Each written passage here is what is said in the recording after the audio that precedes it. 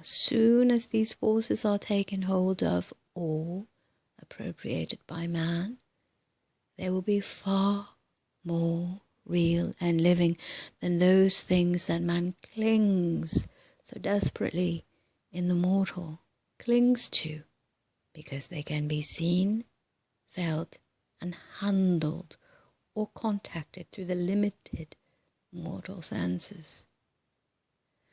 You will note that all our comforts in this room and those you are occupying, such as light and heat and even the things you have eaten, are prepared by one of these forces. You may call it light rays or what you will. We see it as a great universal power or force which, when contacted by man, will work for him far more effectually than steam, electricity, gasoline, or coal.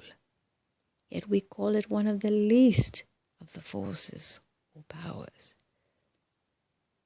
This force will not only furnish all the power needed by man, but it will also furnish heat for all his needs at all times and in all places, without the consumption of 1 pound of fuel of any kind.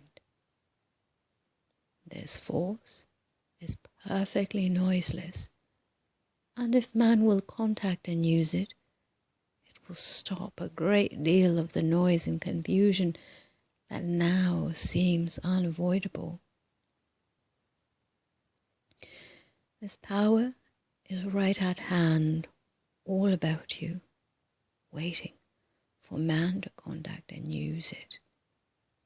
When he does contact and use this force, it will be far simpler than steam or electricity. As man is able to do this, he will see that all modes of power and locomotion that he has devised are but makeshifts that he has brought forth in his own mortal concept. It is thought that he himself has brought them forth, and he has in his way brought forth only that which he could contact with the mortal senses. He has brought forth imperfect things, whereas if man would see that all is of God and from God, expressing through him, all things that he brings forth would be perfect. Man, having free will, has chosen the hard way, and instead of realizing his sonship with God and using all that God has, he will go on in the hard way until he is driven to realize that there must be and really is a better way. He will eventually know that God's way is the only way. Then he will express the perfection that God sees him expressing right now. Do you not see how you must be centered in the Father within you, drawing the whole of your good from him, and how every force of your nature is to operate from the divine self? In the beginning of all expression is God, the Father, within. Else God could not be expressed or brought forth. Here one of our party asked what power or force our thoughts and words had upon our lives.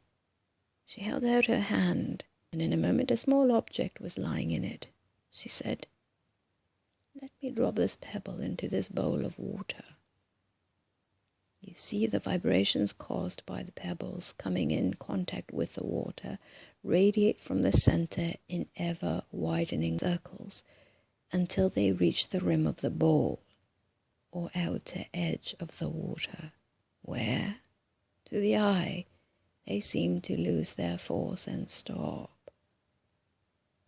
What really happens is this.